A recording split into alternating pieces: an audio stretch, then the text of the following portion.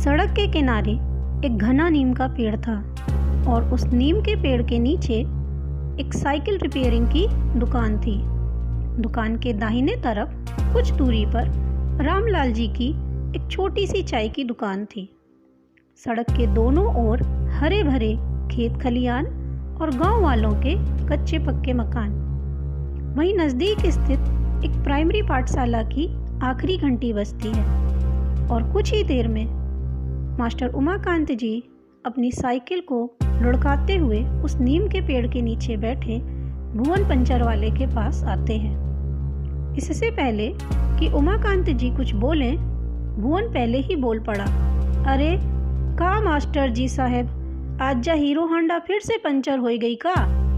सफ़ेद रंग का कुर्ता पैजामा पहने और सफ़ेद रंग का ही गमछा गले में डाले उमाकांत जी साइकिल को स्टैंड पर लगाते हुए बोले, अरे भुवन, जब तुम्हारे जैसा इंजीनियर काम चलाऊ काम करेगा तो हीरो होंडा तो रोज भी पंक्चर होगी ना। भुवन उमाकांत जी की मस्खरी को पहचानते हुए उत्तर देता है, अरे हाँ हाँ, सब हमारी ही गलती है ना मास्टर साहब। अरे तनिक घाम देखिए कितना तेज है, लग रहा है जैसे सूरज भगवान आज ही सब जलाकर राख कर देंगे।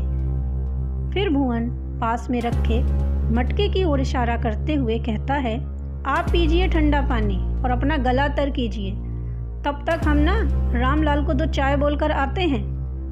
अरे नहीं नहीं, तुम रहने दो, तुम तो बस जल्दी से पंचर बना दो, चाय बोलकर हम आते हैं, उमाकांत जी बोले।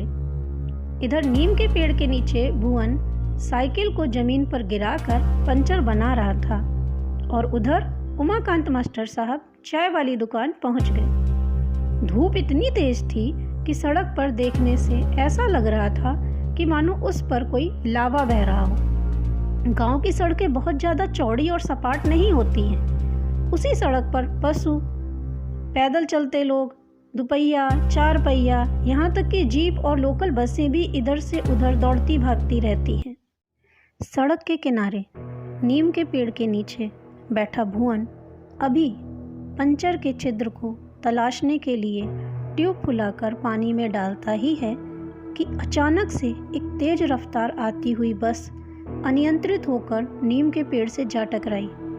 ये टक्कर इतनी ज़बरदस्त थी कि सवारियों से भरी हुई बस लगभग 2 भागों में बंटते हुए नीम के पेड़ में पूरी तरह से फंस गई। चिलचिलाती कड़ी दोपहरी के शांत वातावरण में अचानक ही शोरगुल उमड़ पड़ा। रोने चीखने की आवाज़ों के बीच बस में फंसे घायल और जिंदा लोग खुद को बचाने की गुहार करने लगे। कुछ ही क्षण में पास वाली चाय की दुकान से सभी लोग बाहर आकर घायल लोगों को बस से निकालने लग गए।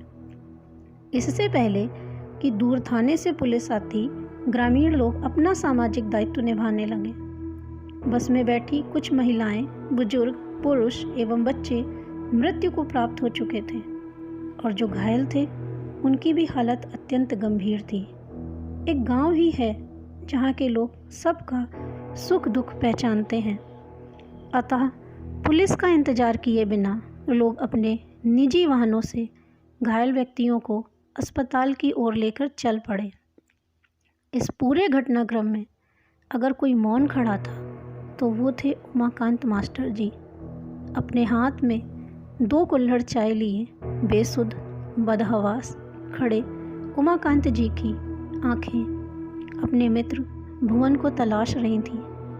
हरा नीम का पेड़ जमीन से ऊपर कुछ दूरी तक अब लाल हो चुका था। चाय का कुल्हड़ फेंकते हुए अचानक उमाकांत जी की चेतना वापस लौटी और दौड़कर रोते हुए अपने मित्र भुवन को बिखरी टूटी फूटी बस के आसपास तलाशने लगे। लोगों से भरी हुई बस की यह टक्कर सच में बहुत ही खतरनाक थी, क्योंकि तेज़ दोपहरी में भी खून सूख नहीं पा रहा था। आखिर उमाकांत जी की नज़र ठीक पेड़ के नीचे व बस से बुरी तरह से दबे एक मृत शरीर पर पड़ी। वो भुवन ही था, क्योंकि उसके कपड़ों से जाहिर हो रहा था, जो बेशक अब खून से सन चुके थे। हाँ, वो भुवन ही था क्योंकि उसने अभी तक साइकिल के ट्यूब को अपने हाथों में जकड़ रखा था। बस और पेड़ के बीच दबा भुवन का मृत शरीर उमाकांत जी खींच भी नहीं सकते थे। अतः वो वहीं बैठकर रोने लगे और रोते हुए भी क्यों नहीं, भुवन से बहुत अच्छी यारी जो थी उमाकांत जी की। स्वयं को अपराधी मानते हुए उमाकांत जी ने हाथ जोड़कर भुवन से कहा, हमको माफ़ कर दो भुवन, क्योंकि हम तुमको चाय लाने नहीं दिए। हमें पता होता कि इतना बड़ा हादसा होगा तो हम तुमको कभी ना रोकते। तुम्हारी जान मेरी वजह से गई है, इसलिए हमको माफ़ कर दो भुवन। इस घटना को अभी 1 ही हफ्ता गुजरा था। एक रात उमाकांत जी उस नीम के पेड़ के सामने से होते हुए गुजर रहे थे कि तभी अचानक से एक आवाज़ आई, मास्टर साहब, ओ मास्टर साहब, चाय नहीं लाए आप तो चाय लेने गए थे ना। उमाकांत जी को आवाज़ बिल्कुल भुवन जैसी लगी। फिर उन्होंने सोचा, अरे भुवन तो मर चुका है। गांव में तो रात बहुत जल्दी हो जाती है, आसपास अंधेरा था। उस पर यह भुवन की आवाज़। उमाकांत जी का दिल जोरों से धड़कने लगा, पर फिर स्वयं को समझाते हुए और इस आवाज़ को वहम मानकर वो अपने निवास स्थान की तरफ चल पड़े। अगले दिन फिर वही आवाज़, मास्टर साहब, ओ मास्टर साहब, चाय नहीं लाए आप तो चाय लेने गए थे ना। बिना देर किए हुए उमाकांत जी ने इस घटना के बारे में अपनी बूढ़ी माँ को बताया। माँ ने बेटे उमाकांत को समझाते हुए कहा, बेटा, भुवन तुम्हारा मित्र था और उस दिन उसकी आकस्मिक मृत्यु हो गई थी, किंतु उसकी चाय पीने की अंतिम इच्छा अधूरी रह गई है। इसलिए बेटा, तुम उसकी इच्छा को पूरा करो और उसे 1 कुल्हड़ चाय पिला दो। उमाकांत जी ने माँ को टोकते हुए कहा, माँ कैसी बातें कर रही हो, जब भुवन जिंदा ही नहीं है तो मैं चाय कैसे पिलाऊं। तब माँ ने उमाकांत को कहा, बेटा, 1 कुल्हड़ गरम चाय लेकर आज रात तुम उस नीम के पेड़ के नीचे चले जाना और जहाँ भुवन बैठता था उस स्थान पर बिना कुछ बोले चाय का कुल्हड़ वहीं रख देना। तुम्हारे ऐसा करने से भुवन की चाय पीने की अंतिम इच्छा पूरी हो जाएगी।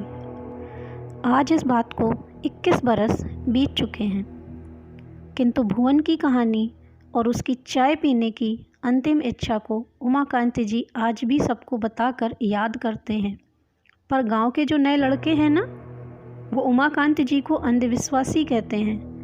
पर भुवन और उसकी अंतिम इच्छा एक अंधविश्वास नहीं है, बल्कि एक सत्य घटना थी जिसे केवल मास्टर उमाकांत जी ही समझ सकते थे। दोस्तों, अगर आपने आज की कहानी ध्यान से सुनी है तो आपको आज के सवाल का जवाब देना है। सवाल है, चाय वाले का क्या नाम था जिसकी दुकान पर उमाकांत जी चाय लेने गए थे। कमेंट बॉक्स में अपना आंसर लिखिए।